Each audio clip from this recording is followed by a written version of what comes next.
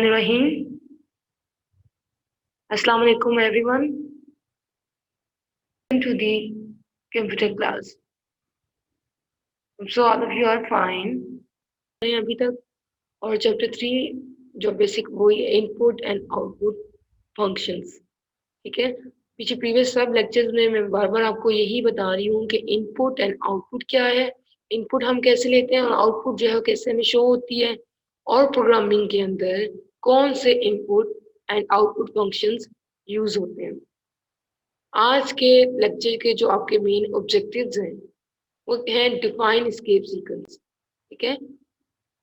इस लेक्चर में जो है वो आपको एस्केप सीक्वेंस के बारे में बताया जाएगा, ये क्या होते हैं, इनका क्या पर्पस है और प्रोग्रामिंग के अंदर हम क्यों यूज करते हैं, ठीक है। And then now how to use them in programs, को इनको प्रोग्राम के अंदर हम कैसे यूज करते हैं और क्या किस वजह से यूज करते हैं और क्या इफेक्ट पड़ता है इनको जब हम यूज करते हैं तो आउटपुट के अंदर, ठीक है।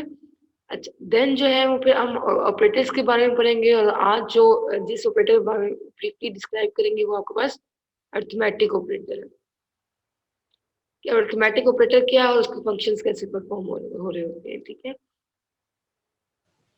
Escape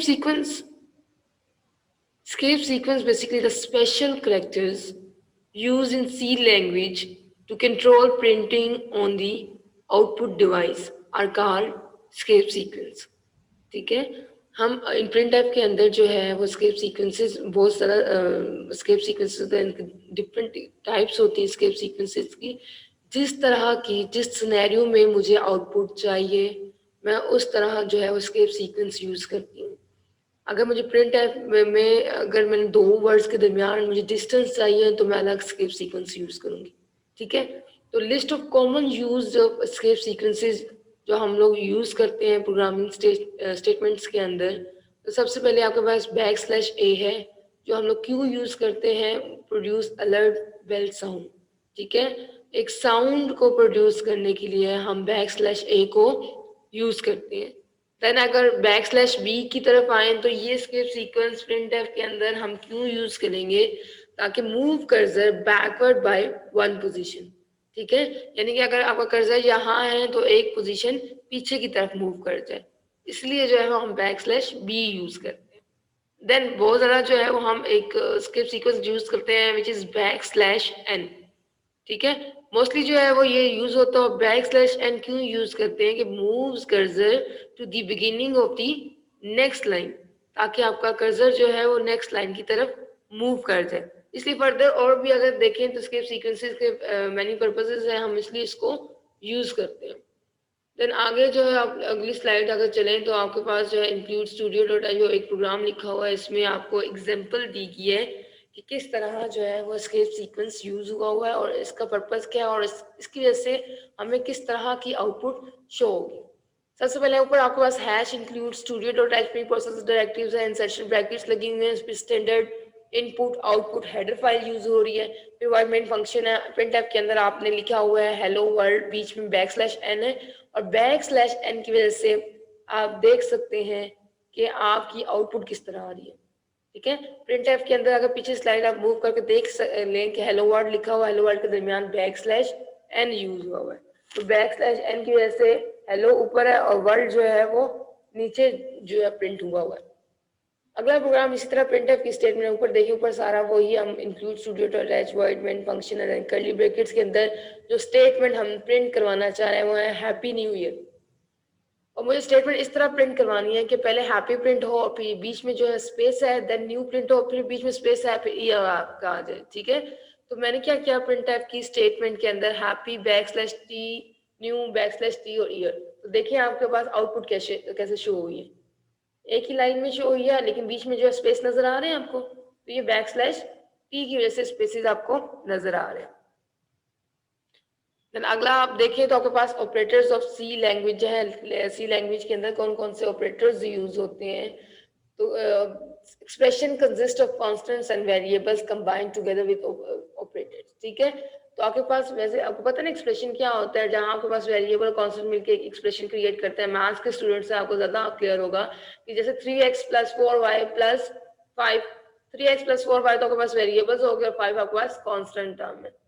अब कौन कौन से टाइप्स ऑफ ऑपरेटर हम सी लैंग्वेज के अंदर यूज करते हैं? अरिथमेटिक है, असाइनमेंट है, रिलेशनल है, लॉजिकल है, इंक्रीमेंट एंड डिक्रीमेंट ऑपरेटर्स है। ये सारे ऑपरेटर जो है सी प्रोग्राम के अंदर अकॉर्डिंग टू आवर रिक्वायरमेंट्स हम इन ऑपरेटर्स को यूज करते हैं। ठीक है, अरिथमेटिक ऑपरेटर क्या होता है, इसको हम किस तरह, इसके कौन कौन, इसमें कौन कौन से ऑपरेटर्स मौजूद होते हैं, वो आगे जो है वो हम अगली स्लाइड में इसका पढ़ेंगे। ठीक है, तो अरिथमेटिक ऑपरेटर बेसिकली इसकी डेफिनेशन क्या है और ये किन किन ऑपरेटर पर कंसिस्ट कर रहा होता है? तो arithmetic operator are used to perform arithmetic operations. जितने भी अरिथमेटिक ऑपरेटर हम क्यों यूज करते हैं? क्योंकि हमने कुछ पर्टिकुलर अरिथमेटिक ऑपरेशंस परफॉर्म करने होते हैं, इसीलिए जो है हम ऑपरेटर यूज करते हैं। सामने आपको मैंने ऑपरेटर का एक कॉलम बनाया है, एक ऑपरेशन का कॉलम बनाया है। तो ऑपरेटर में आप देख लें कौन कौन से साइन है और कौन कौन से वो ऑपरेशन परफॉर्म करते हैं। जैसे ये प्लस का साइन एडिशन का ऑपरेशन परफॉर्म कर रहा है, ठीक है। माइनस का साइन सब्ट्रैक्शन का ऑपरेशन परफॉर्म कर रहा है। स्टैरिक जो है वो मल्टीप्लिकेशन कर रहा है। डिवीजन जो है ये जिस आपका बैक स्लैश जिसको हम कहते हैं, ये डिवीजन का ऑपरेशन परफॉर्म कर रहा है। और मॉडुलस जो है वो हम क्यों यूज करते हैं? ताकि हम रिमाइंडर देख सकेंगे इसका रिमाइंडर क्या आ गया।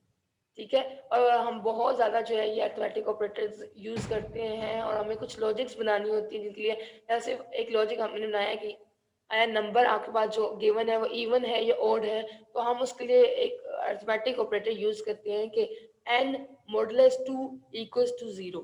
एक जो भी नंबर है उसको 2 के साथ अगर हम डिवाइड करें, उसका रिमाइंडर अगर 0 बच गया तो वो नंबर हमारे पास इवन है, अदरवाइज वो नंबर ऑड होगा। ठीक है, इसी तरह अगर मैंने एडिशन करवानी है तो दो नंबर्स को मैं एडिशन a माइनस बी कैसे करवाऊंगी? मैंने सब्ट्रैक्शन करवानी है अगर तो a माइनस बी लिखूंगी। अगर मैंने मल्टीप्लिकेशन करवानी है तो मैं दो नंबर्स का a स्टेरिक b का साइन करूंगी। ठीक है, ये आप देख लें कि आपके पास यहाँ मल्टीप्लाई के साइन को हम स्टेरिक लिखते हैं, तो ऐसा ना हो पेपर में कोड आए तो आप स्टेरिक लिखने की बजाय जो मल्टीप्लाई का साइन लिख रहे हो, मल्टीप्लाई का साइन नहीं लिखते। कंप्यूटर के प्रोग्राम के अंदर हम स्टेरिक को मल्टीप्लाई का ऑपरेशन परफॉर्म करता है स्टेरिक। ठीक है, और ये जो आपके पास स्लैश है वो आपके पास डिवीजन का ऑपरेशन परफॉर्म कर रहे हो। देन अगेन जो है वो मॉडुलस मैंने आपको बता दिया कि इसका पर्पस क्या है और क्यों हम लोग जो है ये मॉडुलस और ये सारे के सारे ऑपरेशंस अपने प्रोग्राम के अंदर यूज करते हैं। ठीक है, अब आपको क्लियर हो जाना चाहिए कि अरिथमेटिक ऑपरेटर्स कौन से होते हैं, कौन कौन से ऑपरेटर इसमें मौजूद होते हैं और कौन कौन सा वो ऑपरेशन परफॉर्म करते हैं। ठीक है, आपके पास जो है वो इस तरह के बहुत से प्रोग्रामिंग के में क्वेश्चन आ जाएंगे कि आपने प्रोग्राम लिखना होगा, write a program to add a number, subtract a number, multiply a number, divide a number. ठीक है, या आपने एक प्रोग्राम लिखना होगा जिसमें आपको बताना होगा कि एक नंबर है वो आया, वो इवन है या ऑड है, तो उसमें आप वो कैसे बताएंगे। ठीक है, आगे आपके पास जो फर्दर हम जो चीज़ें डिस्कस होंगी वो आपके पास जो है वो स्लाइड्स में, वो आपके पास डिफरेंट ऑपरेशंस कैसे परफॉर्म होंगे अरिथमेटिक ऑपरेटर्स के, वो आप देखिएगा। अब एक प्रोग्राम आपके सामने वो जो लिखा हुआ है, सिंपल सा प्रोग्राम है जिसमें आपने ऐड, सम, मल्टीप्लाई, डिवाइड और मॉडुलस फाइंड आउट।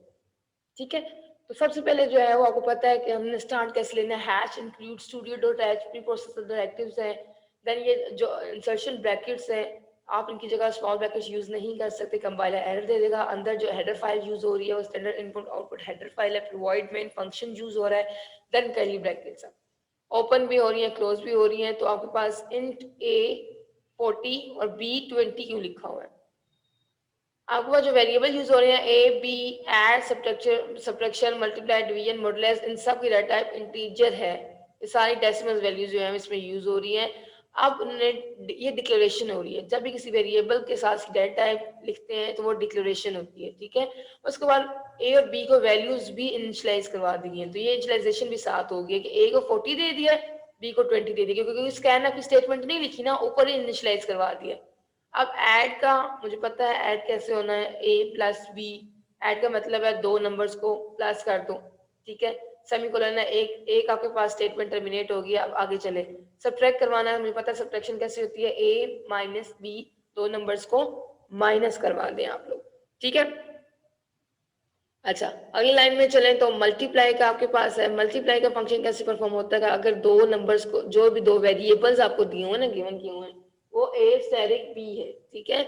अच्छा, डिवीजन का फिर आपने अगर फंक्शन परफॉर्म करवाना है तो वो ए, अब यहाँ डिवाइड वाला साइन देखें क्या यूज हुआ है, ए डिवाइडेड बाय बी, तो इससे दो नंबर डिवाइड हो जाएंगे।